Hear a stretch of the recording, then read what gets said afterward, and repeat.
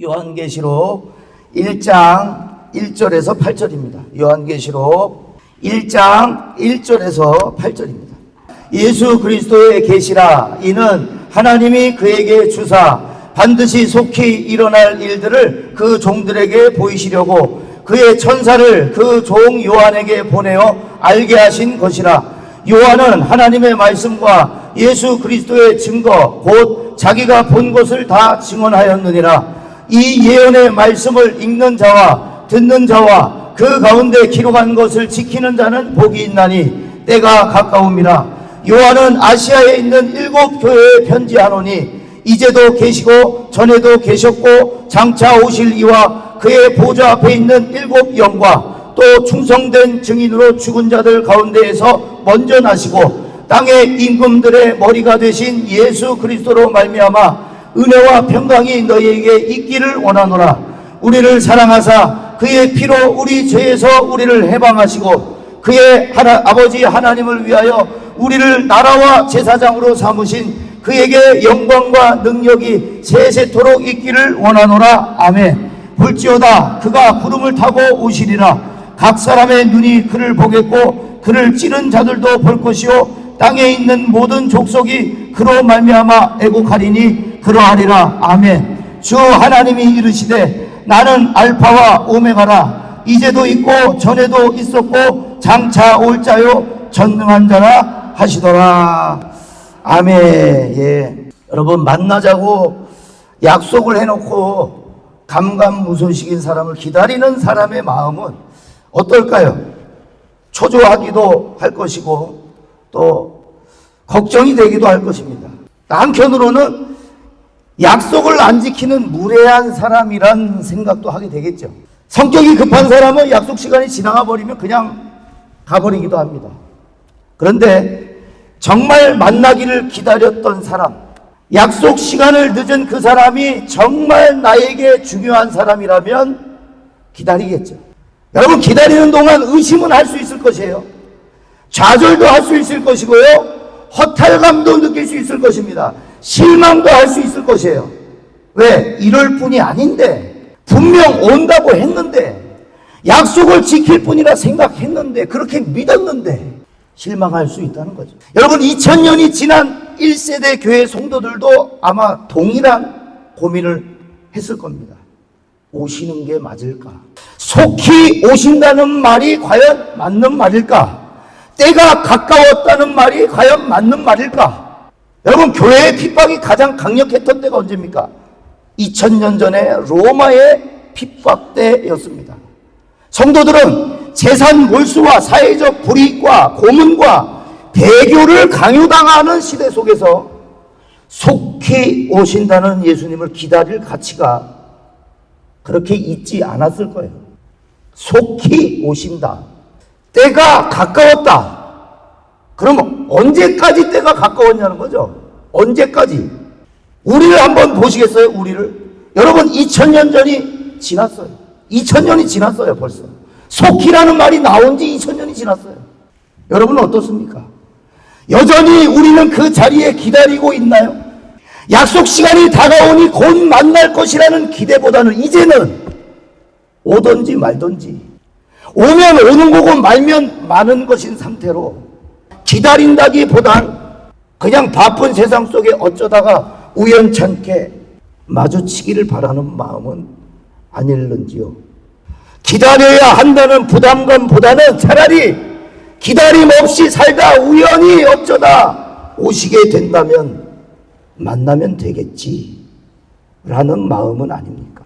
지금 우리의 기다림은 1세대 교회 성도들이 먼저 겪어보았던 고민이었어요. 1세대 교회 성도들은 자신의 생전에 예수님 다시 오실 줄 알고 그렇게 믿고 신앙생활을 했습니다. 그러니까 목숨을 걸 수 있었어요. 그런데 주님은 말씀처럼 그렇게 빠르게 오진 않으셨어요. 지금도 그렇고요. 이제는 우리의 생전에 오신다는 생각보단 내 생애 이후에 오실 것 혹은 더 이후에 오실 것이라고 믿고 확신하고 있는지 또는 그걸 바라고 있는지 모르겠습니다.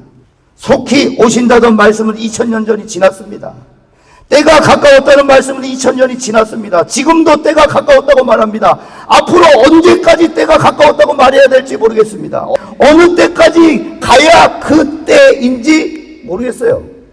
로마의 핍박은 더욱 강해져만 가는데 그분은 오실 기미가 보이지 않고 내가 희생했던 만큼 보상을 받지 못한다면 어떡할까라는 의심이 들어오기 시작하고 내가 수없이 만나는 위협 속에서도 이 믿음을 지킨 것이 과연 잘한 일일까 생각이 들게 만드는 시대였다는 거죠. 1세대 교회 성도들의 시대가. 여러분, 지금의 시대는 주님이 오신다는 생각을 가지고 살지 않는다는 것이에요. 나중 일이고 오랜 뒤의 일이고 혹 오셔도 내가 사는 날 동안과는 전혀 상관없는 일로 여기고 있다는 것.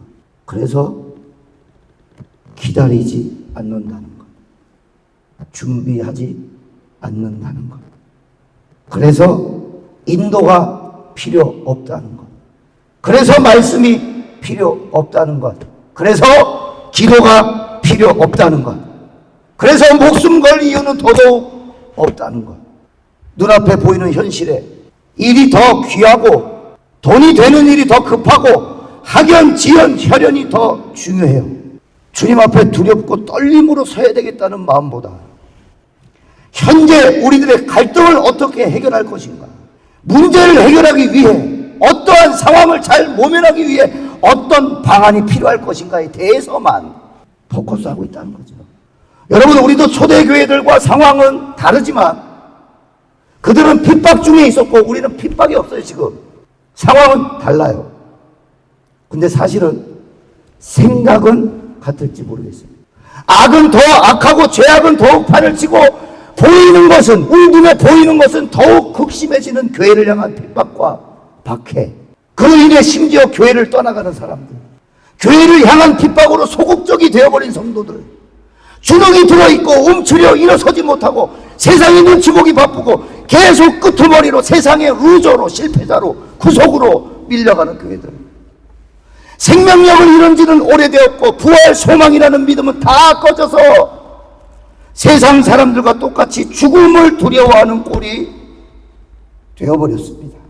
이제는 박물관이 되어 옛 역사와 전통만 비추는 현상 유지에 힘쓰고 있는 죽어있는 교회. 그것이 사도 요한이 계시록을 기록할 당시에 성도들의 마음이었다. 계속되는 핍박과 어려움, 재림은 가깝지 않은 듯 세상이 더 활개치고 이 땅의 왕권과 권력이 더 강력해 보여 보이는 상황에 믿음이 흔들려 가던 시대, 수많은 순교자들이 있었지만 동시에, 여러분, 동시에 배교자들도 수두룩했던 시대. 여러분, 그런 시대에 누가 그런 핍박을 받고 있는 성도들에게 편지를 보내요? 로마 황제의 도움이 아니에요. 여러분, 로마 황제가 핍박받는 성도들에게 편지를 쓴 게 아니에요. 권력을 잡은 누군가가 이 성도들을 지켜줄 권위 있는 어떤 사람의 연락이 아니라, 안타깝게도 여러분, 누구로부터 편지가 오죠? 오늘 계시록 1장 9절, 나 요한은 너희 형제요 예수의 환난과 나라와 참음에 동참하는 자라. 하나님의 말씀과 예수를 증언하였으므로 말미암아 반모라 하는 섬에 있었더니. 뭐 하고 있는 사람이에요? 이 성도들을 도와줄 만한 권위와 권력이 있는 사람이 아니라 예수의 환난과 나라와 참음에 동참하는 자가. 여러분, 고난에 함께 있는 자가 옆에 있는 사람을 위로합니다. 권력 있는 자가 성도들을, 핍박받고 있는 성도들을 위로하는 게 아니라 예수의 환난과 나라와 참음에 동참하는 자. 사도 요한이 이 계시록을 쓸 당시가 도미티안 황제의 핍박 때였습니다. 일설에는 사도 요한은 끓는 기름가마에 집어넣어지는 고문을 받았다고 그래요. 근데 살았어요. 하나님이 아마 살리셨겠죠. 그리고 죽지 않아서 이 로마가 정의를 해버렸어요. 이 사람은 죽지 않는 사람이다. 그래서 그 당시에 정치범들을 그쪽으로 보냈어요. 섬으로. 거기가 반모섬입니다. 반모섬에 유배되어 있는 상황이에요. 여러분, 사람들이 핍박으로 신앙을 버리고 도망가고 의심하고 배교하는 그 상황에 로마 황제로부터가 아닌, 대단하고 특별한 사람으로부터가 아닌 동일한 환난과 참음으로 같은 고난을 지나고 있는 사도 요한으로부터 편지가 그 핍박받는 성도들에게 전해지는 거죠. 자, 하나님은 요한에게 무엇을 말씀하세요? 계시록 1장 11절. 계시록 1장 11절. 다 같이 읽습니다. 시작. 네가 보는 것을 두루마리에 써서 에베소, 서머나, 버가모, 두아디라, 사데, 빌라델피아, 라오디게아 등 7 교회에 보내라. 할렐루야. 여러분, 그런 핍박 속에서도 하나님은 교회들에게 보내라 말씀하고 계시고, 경암교회에 보내라. 경암교회에 보내라. 여러분, 기다림이 지치고 의심되고 이젠 기다림을 포기하려고 할 때 중요한 건 뭔지 아세요? 기다리던 사람이 짜잔 하고 등장하는 게 아니라, 그러면 제일 좋겠죠. 근데 기다리는 이유, 기다릴 수 있는 이유는 3절에 나와요. 3절. 우리 1장 3절 다 같이 읽습니다. 시작. 읽는 자와 듣는 자와 지키는 자가 복이 있다. 여러분, 그 기다리던 사람과 연락이 닿으면 되는 거예요. 이 사람 왜 이렇게 안 오지? 연락도 없이 왜 이렇게 안 오지? 왜 이렇게 무례하지가 아니라 이 사람에게 연락하면 되는 거예요. 아, 조금 늦어. 좀 늦어라는 얘기를 들었는데 갈 사람 있습니까? 10분 늦어, 15분 늦어. 갈 사람 있어요? 기다린단 말이에요. 여러분, 사탄이 원수 마귀가 가장 잘하는 건 뭔지 아세요? 제가 예비군은 끝났는데 예비군 훈련을 딱 가니까, 훈련을 어디로 받으러 가냐면 방송국으로 가더라고요. 방송국으로. 이상하다. 왜 방송국으로 가지? 그래서 3인 1조로 해가지고 보초를 서요. 총을 들고 한 40분 동안. 그리고 이제 현역들 병사 간부들이 훈련 상황이니까 적군 역할을 하는 거예요. 그래서 우리가 손들어 움직이면서 온다. 그 훈련을 하는 거죠. 근데 왜 방송국일까? 그 훈련하시는 동대장님 그렇게 얘기하더라고요. 전쟁 시 제일 중요한 건 통신과 전파를 차단하는 일이래요. 방송국의 역할은 외부에 이 역할을 알리는 의미가 있어요. 그래서 다른 국가로부터 도와주시오라는 사인을 보낼 수 있어요.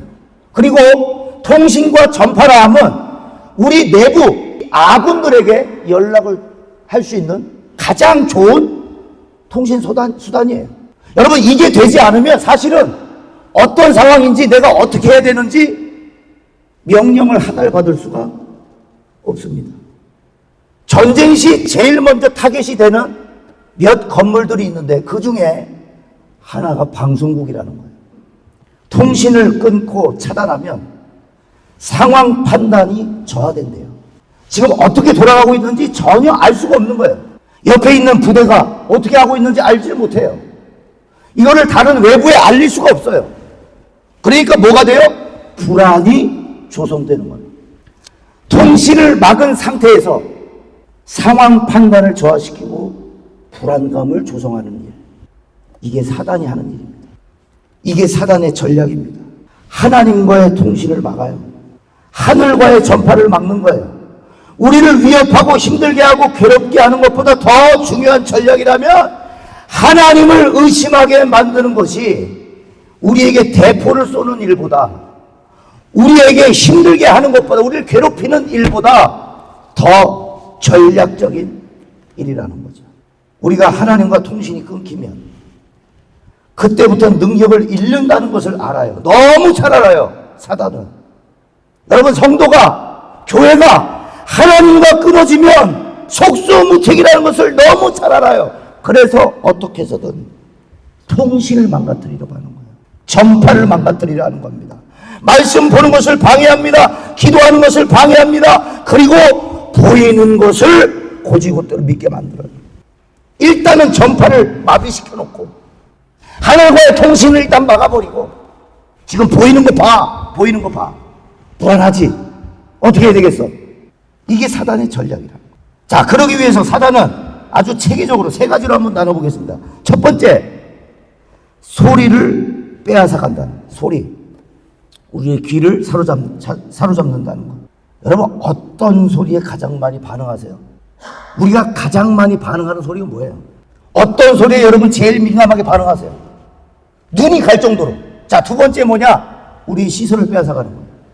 여러분들이 가장 많이 보는 것은 뭡니까? 사단은 잘 알고 있다는 거예요. 내 눈이 즐거워하는 게 뭔지 가장 잘 알고 있다는 거예요. 내 소리, 내가 듣고 싶은 말이 뭔지 사단은 가장 잘 알고 있어요. 그러니까 들리면 보게 돼 있고, 세 번째, 보면 시간을 쓰게 돼 있어요. 첫 번째는 소리를 빼앗아가는 것이고, 두 번째는 시선을 빼앗아가는 것이고, 세 번째는 시간을 빼앗아갑니다.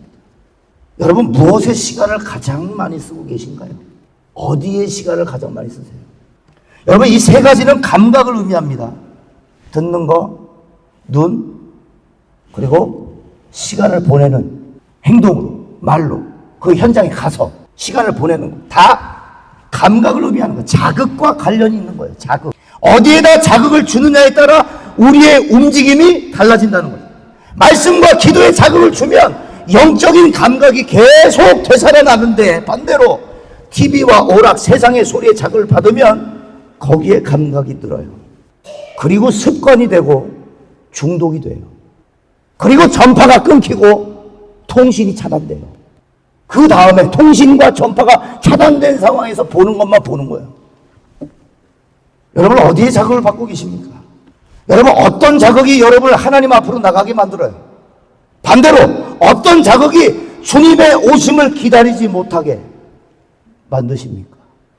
여러분, 말씀의 자극을 받으시기 바랍니다. 말씀의 감각이 깨어나기를 바랍니다. 그 감각이 내게 떨어지지 않기 위해 성경을 읽으시기를 바랍니다. 하나님과 연락이 닿으시기를 바랍니다. 상황만 보지 마세요. 사단은 하나님과의 연락은 끊고 보이는 상황으로 불안을 조성합니다. 보는 것만 믿어서는 안 되는 거예요. 보이는 것만 알아서는 안 됩니다. 여러분, 성도가 길을 어디서 찾나요? 성도가 길을 어디서 찾아요? 오늘의 운세에서 찾으실 거예요? 친한 친구한테서 찾으실 거예요? 국제 정세에서 찾으실 거예요? 성도는 말씀에서 찾는답니다. 주의 말씀은 내 발의 등이요 내 길의 빛이니이다. 할렐루야. 성도가 살아내는 능력이 어디 있어요, 여러분? 성도가 거친 세상을 이기는 원동력은 어디 있습니까? 우리가 기다릴 힘은 어디 있어요? 여러분, 교회의 힘은 진짜 어디 있습니까? 하나님과 통신되었느냐? 지금 내 방송국 상태 지금 괜찮냐? 주파수 지금 맞추고 있느냐? 이게 더 중요하다는 거예요. 여러분, 조금 늦는다는데 그냥 갈 사람이 있어요. 조금 늦을 것 같다고 연락이 됐는데 그래도 가시렵니까? 중요한 건 연락을 했느냐 아니에요? 교통하고 있었느냐가 아니에요? 통신이 지금 왔다 갔다 되고 있느냐가 아닙니까? 우리 이 세상을 살아가면서 전파가 차단된 것은 아닌가? 점검해야 하고 통신의 이상은 온 것은 아닌가? 봐야 한다, 이 말입니다. 여러분, 내 귀와 눈과 마음이 다 세상에 빼앗겨 버렸으면서 말씀이 안 들린다, 불안하다, 의심이 든다, 안 느껴진다. 내 눈과 귀와 마음은 다 빼앗겼으면서 하나님의 말씀이 안 들려요, 의심이 들어요. 여러분, 애들 게임하고 있을 때 애들이 게임을 막 집중을 해요. 집중을 하고 있는 사람 앞에서 뭐 중요한 얘기를 해도 못 알아들어요. 뭐라 그랬어? 그리고 다시 게임해요. 눈과 귀와 내 마음이 지금 다 어디 와 있어요? 이 게임에 와 있어요. 그런 사람 앞에 너 곧 죽는데 라고 말해도 뭐라 그랬어? 여러분, 최고의 운동선수들과 예술가들, 그 자리를 띵가띵가 놀면서 지키는 사람은 아무도 없습니다. 여러분, 감각. 오늘 이 설교의 포인트예요. 감각이에요, 감각. 감각을 잃지 않기 위해 그들은 매일 노력합니다. 여러분, 감각은 곧 실력이에요. 매일 자극을 주고 매일 그 감각을 유지해야만 해요. 근육에 자극을 줘야 그 감각을 유지해요. 그렇죠? 축구 선수가 공을 한 번도 만져보지 않고 무슨 감각이 들어요. 이 발에 자극을 계속 주는 거예요. 공을 계속 건드리는 거예요. 자극이 계속 돼야 그게 감각이 됩니다. 진짜 감각이 정점에 이르면 SBS에서 생활의 달인 이런 사람들 있잖아요. 빵 만드는데 밀가루 반죽을 재보지도 않아. 그냥 뗐는데 원하는 그람수가 나온단 말이에요. 자, 이거 한두 번 해봤겠어요, 이 사람이? 여러분, 한두 번 해봤겠어요? 10년, 20년 해봤으니까, 자극을 줬으니까 이게 감각으로 살아있는 거예요. 요즘에 축구 잘 아시죠? 축구에서 가장 중요한 게 뭐예요? 여러분, 슛이라고 생각하지 마. 슛이 중요한 게 아니라 패스가 중요합니다. 패스. 슛은 패스 다음에 하는 게 슛이에요. 자, 그러면 축구 선수에게 가장 중요한 건 패스인데, 보세요. 자, 요즘에 최고의 월드 클래스, 최고의 탑스타 축구 선수들은 어떤 패스를 하냐면, 자, 보세요. 자, 여기 우리 같은 팀 선수가 있어요. 자, 이런 패스 안 해, 이런 패스. 어떤 패스 하냐? 자, 보셨어요? 이게 바로 노룩 패스라고 보지 않고 패스하는 거예요. 보지 않고. 자, 그러면 보지 않고 이 사람에게 패스를 할 정도면 여기에 감각이 최고 탑 클래스라는 얘기죠. 안 보고도 줄 수 있는 거예요. 안 보고도. 이 동작은 뭐예요? 그러면 속임이에요. 속이는 거예요. 상대를. 일로 줄 것처럼 하다가 일로 주는 거예요.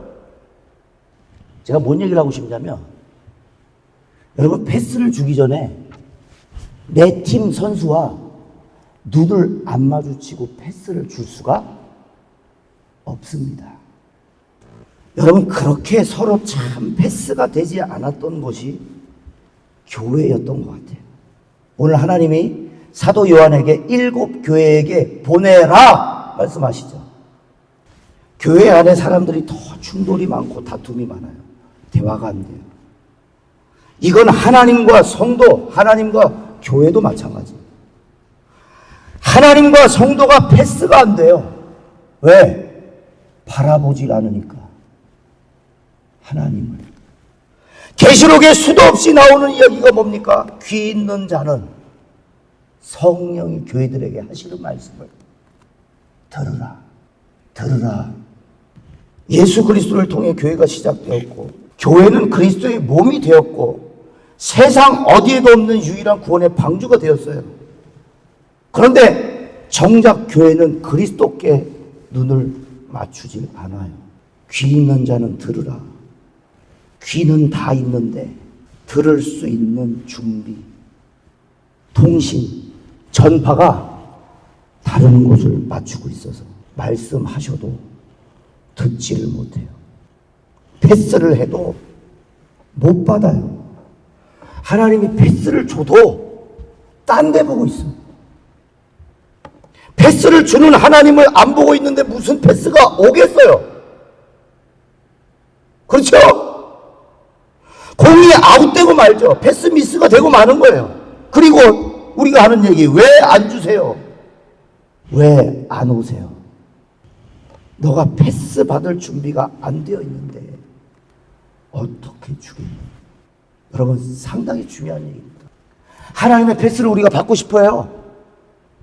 축구하는 사람들은 알 거예요. 패스 받고 싶어요. 나도 뭔가를 하고 싶어요. 공을 받아서 내가 상대를 제끼고 골 넣고 싶어요. 패스 달라고 해요, 다. 그래 놓고 딴 데 보고 있어. 주는 하나님도 불안한 거예요. 안 보고 있는데 나를 안 보고 있는데 어떻게 패스를 줘? 오늘 우리의 귀가, 우리의 눈이, 우리의 시간을 어디에 두고 있는지 여러분 다시 점검합시다. 우리의 통신 상태는 안전한지, 전파 주파수는 알맞게 되어 있는지, 여러분 왜 이렇게 안 오시나? 지겨운 분 여기 계십니까? 왜 이렇게 안 오시나? 그렇다면 여러분에게 묻겠습니다. 준비되었는가? 패스 받을 준비 되어 있습니까? 여러분 계시록 1장 7절, 계시록 1장 7절 오늘 본문 말씀에 볼지어다 그가 구름을 타고 오시리라. 각 사람이 눈이 그를 보겠고 그를 찌른 자들도 볼 것이요 땅에 있는 모든 족속이 그로 말미암아 애곡하리니 그러하리라. 여러분 주님이 곧 오십니다. 그가 오시는 날에는 뭐예요? 모든 족속이 애곡한대요. 곡한대요. 여러분 기다려지세요. 예수님의 오심이 모든 족속이 애곡하는 날이에요. 그날. 다시 한번 물을게요. 여러분 준비되셨어요? 패스 받을 준비되셨어요? 여러분 그날은 온 우리만이 아니에요. 경안교회 성도들만이 아니에요. 모든 족속이 다 곡하리라요. 8절이요. 계시록 1장 8절 주 하나님이 이르시되 나는 알파와 오메가라. 이제도 있고 전에도 있었고 장차 올 자요 전능한 자라 하시더라. 여러분 그 준비는 그럼 뭡니까?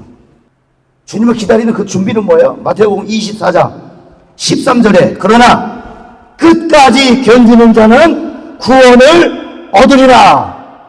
여러분 이게 소망이 되지만 굉장히 무서운 말이에요. 마태복음 24장 13절 오늘 지금 제가 읽어 그러나 끝까지 견디는 자는 구원을 얻으리라 말에 그러나 끝까지의 그 끝이라는 단어 어떤 끝을 얘기하냐면 주의 이름 때문에 미움받는 일이 끝나는 겁니다. 자, 두 번째입니다. 주위에 많은 사람이 하나님에 대한 신앙과 믿음을 저버리는 일이 끝나는 걸 말해요. 그게 끝나면 구원을 얻으리라 해요. 여러분 첫 번째 뭐라고요? 주의 이름 때문에 미움받는 일이 끝나야 돼요. 두 번째는 많은 사람들이 아니에요. 같이 믿고 있던 사람들이 하나님을 버리고 가요. 계속 가요. 최 집사, 이 집사, 이 권사, 김 권사 다 가요. 그걸 계속 보는 일이 이제야 끝이 난다는 얘기예요. 가족들이 믿다가 신앙을 버려요. 교회를 떠나요. 이걸 계속 본다는 얘기예요. 그게 끝이 날 때 구원을 얻으리라. 견디는 자는. 여러분 마태복음 24장 그 다음 절이 14절에 이 천국 복음이 모든 민족에게 증언되기 위하여 온 세상에 전파되리니 그제야 끝이 오리라. 여러분 온 세상에 전파되어야 하리니 여러분의 가족과 이웃들에게 복음이 들어갔습니까? 아니 온 세상은 고사하고 우리 가족과 이웃들은 고사하고 나에게는 복음이 들어와 있습니까? 나는 복음화 되었습니까? 나는 끝까지 견뎌가고 있습니까? 갈 수 있습니까? 그래서 당당히 마지막이신 나는 알파요 나는 오메가라 분명하게 말씀하고 있어요. 내가 마지막이라고. 그래서 우리가 당당히 마지막이신 예수 그리스도를 면전에 대고 당당히 만날 것인가? 당당히 마지막을 맞이할 준비가 됐는가? 여러분 온 세상에 전파되어야 하리니 그제야 끝이 나리라. 그렇다면 아직 마지막이 오지 않은 이유는 복음이 들어가지 않았구나. 주님이 하셔야 할 일이 여전히 많구나. 교회가 할 일이 여전히 많구나. 아직 많이 남아 있구나. 구원받은 교회가 복음을 증거했는가? 이 땅의 지상명령은 지키고 기다리고 있는가? 지상명령은 다 지키고 주여 오시옵소서를 하고 있는가? 분명히 온 천하의 복음이 증거돼야 하리니 그제야 끝이 온다 그랬는데 우리 순서가 잘못된 것 아니에요? 할 일은 다 끝내고 안 온다고 의심하고 있는가? 복음은 운반했는가? 그리스도인들이 그리스도와 연결은 되어 있었는가? 하늘과 연락이 계속 닿고 있는가? 귀가 있는가? 그렇다면 오늘도 일하시는 하나님은 여러분에게 뭐라고 말씀하시는가? 혹시 우리는 그냥 복음이 전파되기를 바라고 있진 않나? 돌아봐야 합니다. 누군가 하겠지. 이놈의 세상은 언제 끝나며 이분은 언제 오시는 거란 말인가? 근데 주님의 말씀은 뭐예요? 익은 곡식 많은데 일꾼이 없어. 다 기다리고만 있느라. 다 다 기다리고만 있느라. 명령은 순종하지 않고 지상 명령은 온 천하의 복음, 땅끝까지의 복음은 다 이루지 않고 기다리고만. 안 온다고 때만, 불평만, 의심만. 교회이신 여러분, 교회는 복음이 전파되기를 바라고 앉아있는 사람들이 돼서는 안 됩니다. 교회의 목표라 하면 온 세상에 복음이 증거되게 하는 것입니다. 기다리는 사람이 아닙니다. 우리는 복음이어야 합니다. 오늘도 우리의 삶에서, 가정에서, 학교에서, 일터에서, 나를 보내신 곳에서 복음이 전파되게 일하는 사람이 교회다. 여러분, 맹목적으로 기다리는 사람이 아니란 말이에요. 그러기엔 할 일이 너무 많이 남아있어요. 주님만 기다리기엔 주님이 우리에게 명령하신 명령이 너무 많아요. 너무 많아요. 여러분, 오늘 연락을 한번 해보세요. 하나님에게 한번 연락을 한번, 전파를 다시 하늘에 한번 맞추세요. 뭐라 그러시는지. 내일 간다? 날짜를 알려주지 않으실 거라고요. 어떤 음성이냐? 아직 할 일이 많이 남았다. 아직 소식을 듣지 못한 이들이 많다. 주께서 이르시되 내가 누구를 보내며 누가 나를 위하여 갈고 내가 여기 있나이다. 나를 보내소서. 천국을 가려고 기다리는 자는 많으나 주를 위하여 일하는 것은 별로, 손해보는 것은 별로, 주를 위하여 부담을 갖는 것은 별로, 기다리고 준비하여 맞을 생각은 별로. 여러분, 교회는 바보처럼 기다려서는 안 됩니다. 교회는 기다리는 게 아니에요. 기다리다가 늙는 교회가 돼서는 안 됩니다. 여러분, 계시록 1장 17절 18절에 두려워하지 말라. 나는 처음이요 마지막이니 곧 살아있는 자라. 내가 전에 죽었었노라. 볼지어다 이제 세세토록 살아있어 사망과 음부의 열쇠를 가졌노니. 여러분, 하나님은 살아계십니다. 하나님은 오늘도 구원 역사를 이루시고 계세요.